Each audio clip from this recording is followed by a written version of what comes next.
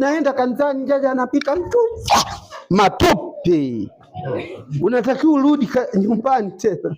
Sasa wewe unasema ngoja na mimi gari nitanunua tu, alafu ninaamini nirushe matope. Haupati matamko yako, nguvu ya matamko. Unataka kupata kwa ajili gani? Mungu nisaidie niwe mwimbaji mzuri. Sawa. Ukisha kuwa ili niwe na safiri kuimba, alafu nione nilinge na sauti yangu. Haupati. Hautaimba.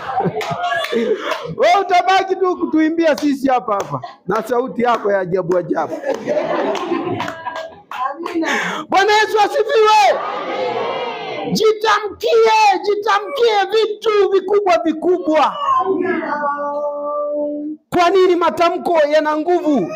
Namba moja, nimesema Mungu aliumba ulimwengu kwa neno. Mwanzo 1:3 anasema sisi tuliumbwa kwa mfano wa Mungu, hivyo maneno yetu yana nguvu, yana uungu ndani yake. Sisi ni miungu wadogo. Haleluya. Haleluya. Sisi ni miungu wadogo. Kama Mungu anaweza kutamka na uwe hapa mlima, sisi ni miungu wadogo. Sisi tunaweza kutamka, tunaweza kujitamkia, Mungu, maisha yangu haya nimechoka. Haya sio maisha yangu.